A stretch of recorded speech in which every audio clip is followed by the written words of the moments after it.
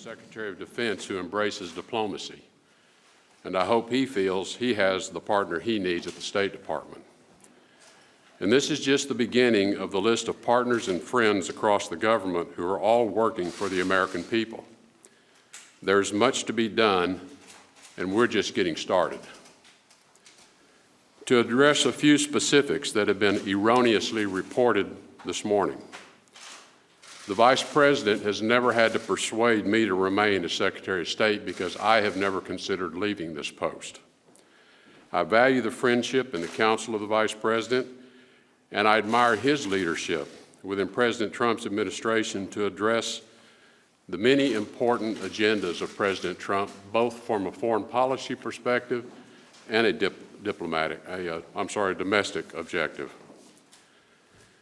Let me tell you what I've learned about this president, whom I did not know before taking this office.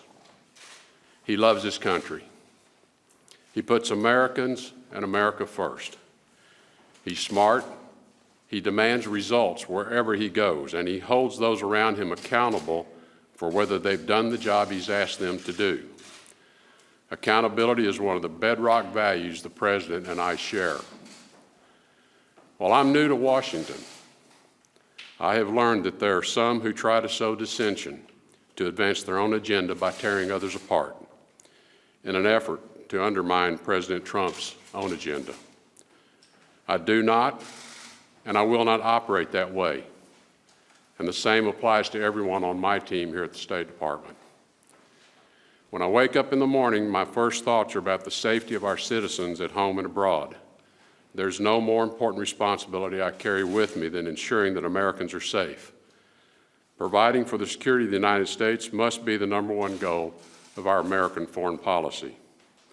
President Trump and his administration will keep moving forward as one team with one mission, doing great things for the United States of America to make America great again. Thank you. Is that the only thing that you consider to be erroneous in that article? I think it's the most important element of the article is to reaffirm my commitment to this role that President Trump's asked me to serve and to dispel with this notion that I have ever considered leaving. I have answered that question repeatedly. For some reason, it continues to be misreported. There's never been a consideration in my mind to leave. I serve at the appointment of the President, and I'm here for as long as the President feels I can be useful to achieving his objectives. Mr. Secretary, do you agree with Secretary Mattis that the United States should stay in the JCPOA? We'll have a recommendation for the President. We're going to give him a couple of options of how to move forward to advance the important policy towards Iran. As you've heard us say many times, the JCPOA represents only a small part of the many issues that we need to deal with when it comes to the Iranian relationship.